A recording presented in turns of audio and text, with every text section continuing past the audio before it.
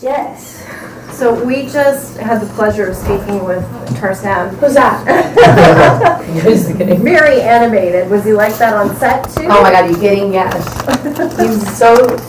He's definitely a bright, energetic star. He just has like creativity and just funness oozing out of him. Your character cries a lot in the movies. This must be emotionally exhausting. Yeah. This, I'm actually into this. Is really crying. Hi guys. It's definitely exhausting because that's completely opposite of what I'm like. Usually just eating shit and hanging out and making jokes and stuff on set, so to be like in the serious scenes. But it's something I've tapped into and it's been really kind of challenging, which is fun for me. But it is it is. I've been crying a lot, I feel for the last like 3 years I've done roles that just make me cry. But this one was particularly challenging just because the best way I can describe it is in that scene too when I first see my husband again. It's like just imagine having someone that just you thought was dead or gone out of your life, and here he is again in your face. Like, are you scared? Are you happy or excited? Are you mad? I'd be pissed as hell. I'd be like, where the hell have you been?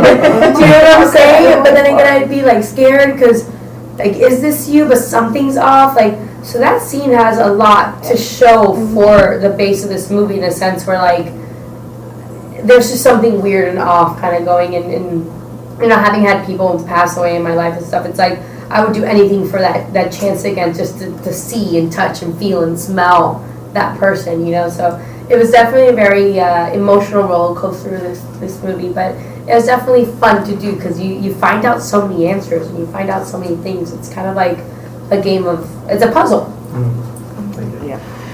Of your husband. Yeah, of course. The fact that, you know, the concept I think is just really interesting. I like the fact that it's a psychological sci-fi thriller, but it's based on kind of real science.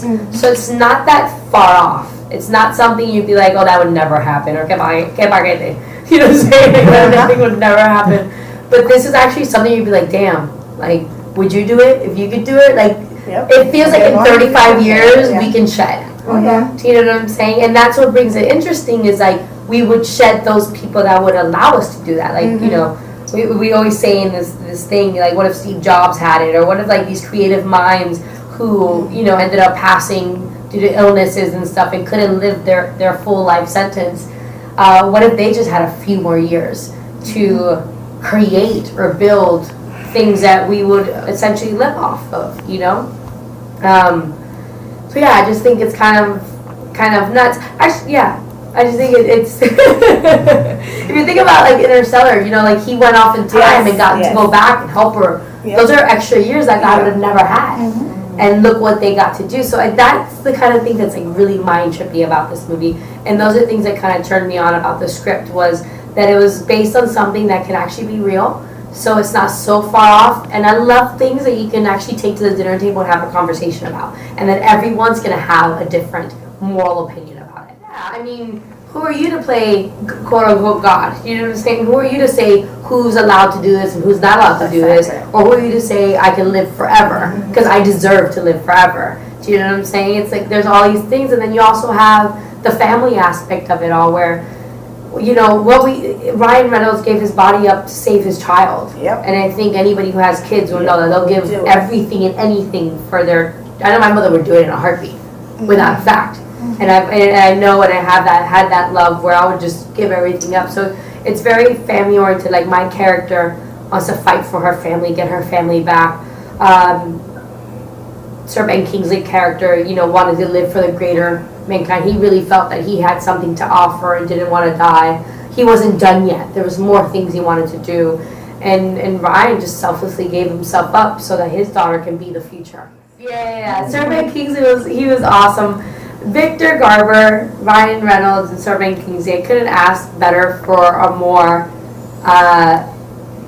experienced cast. Because they were all so open and welcoming, and you know, I've only been doing this for like 8 years or 6 years, and every year it's constantly something newer and newer and bigger for me, and climbing up that ladder to say, So it's kind of dope to work with someone as Sir Ben Kingsley, and him being like this down-to-earth person that's like really nice and like joking around. Like him and Tarzan would do the whole Indian accent. You know what I'm saying? It's like, oh my God, you're really cool. Like I'll call you sir anytime. And Ryan too is just really comedic, and he's a gentleman, and he's very nice and very giving too. So it's nice to kind of go on a set and feel like you belong and you're welcome. It was nice to see a Latina. Huh? It's nice to see a Latina doing Yeah. something. I'm very proud of her. She is a fireball. overboard. She's so awesome. Fireball. We asked her like, who's the star of this movie? She goes, me. Like me. And she makes these shows, and you know what? She actually, so I had to train her for this film because I went from doing End of Watch, which I was pregnant, and I was very fit at the time. So the David Ayer was like, nothing, don't do anything. Like I need you to be Spanish, thick, and pregnant. I was like, are you kidding me? Thank you. I can't wait. I want it all. So I had to train her there. Y parece que she saw me eat a chocolate. She told my trainer that I ate a chocolate. And she goes, but now it's for your best interest.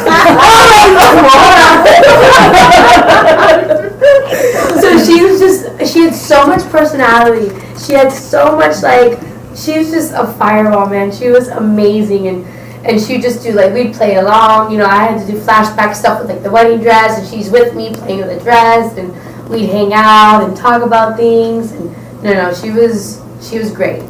These kids who are actors are really special little beings, because it's insane how much they can tap into things or just pretend. It shows you how great the imagination is. Again, going back to that scene that we had, the first scene, I mean, my instinct was to always run up to my husband. Do you know what I'm saying? If I see someone that I haven't seen in forever, I just want to, eat your face off. You know what I'm saying? Run up and hug and grab. But at the same time, it's I buried this person. So we had a lot of conversations and talk about where we can meet in the place where it can stay true to the story, where something's off, something's not there, and it's awkward. You know what I'm saying? Finding that. And he's so creative and so open and very emotional. You know what I'm saying? I think to be that creative and open, you have to be an emotional being. And we took that scene to a point where I'm falling on the floor, I'm crying. I feel like we hit every emotion with that scene. So there were times where I can come up. There was times where I would do certain things. He wanted to set something up, and I felt certain different ways, and we saw eye to eye on it. So he was a very good director in the sense where he heard my opinions and our opinions with everybody else, and actually integrated it, and we worked together. Me for my life. No,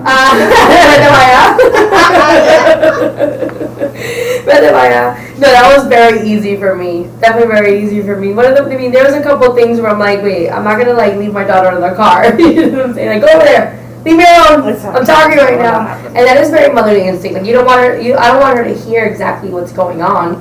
You know what I'm saying? And I don't necessarily want them to see us fight, but it definitely is. Growing up, and I grew up around a lot of kids, and my mom and stuff. It was very similar. I very do see where that could be the Hispanic in me, for sure. And that's a discussion that you had, or that no, that you guys. It kind of was like that. That was kind of the discussion. I think my interpretation of it came out that way because that's the way I am and how I know and how I would act. Do you know what I'm saying? Yeah. I'm sure if someone else grew up a different way than I did, they'd probably be a little different. The hand wouldn't go that fast. Some people aren't that fast. Other people keep their hands down and don't move their hands at all, but we move our hands all the time. There is. Yeah, there is a lot of it.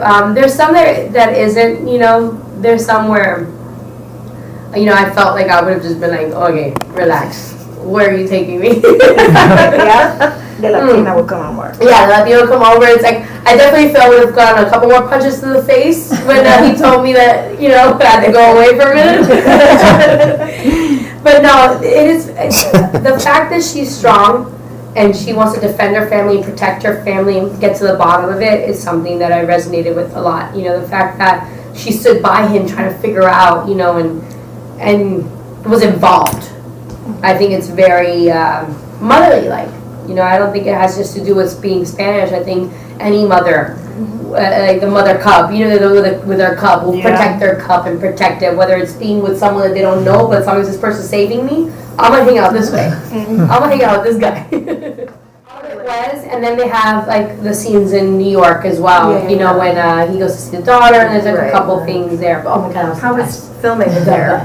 It's dangerous. Yeah. It is dangerous. If you're a foodie, it is dangerous. If you have to be on a diet, it's fucking dangerous. Like I say, you can't spell diet without die. Yeah. Can you imagine? It's one of the, I mean, the food there is just amazing. I loved it because I got to ride my bike around town and like go see marching bands and listen to music and go eat food and hang out. Make sure you ate without your little co-star with you, so she Yeah, for sure. So So on the weekends, you know, I had my nights that I could go out and do my things, and then I can like work out twice as hard. It did suck living with my trainer. That I suggest no one to ever do. Ever, because you can't be like, I overslept. No, he's like right next to you in the door, like right there. But yeah, no, New Orleans is, I think, a beautiful, beautiful city. It's so rich and so full and full of life. It's great. Thinking about like, would I do that? Like, would I want to live forever, or like, would I want to shed into someone's body? And you know, a part of me just feels like we are granted that already. Like, we are granted a lifetime to do things that we have urges and feelings and passions to do. So why not do it now? Why wait for a second chance to do it? I feel like you should live now. So that's definitely kind of made me feel a lot more appreciative towards the time that I do have now, rather than be like, oh, don't worry, in 10 years I'm going to be able to go somewhere else. I'm not waiting for 10 years. I'm going to do everything I want to do now. Kingdom.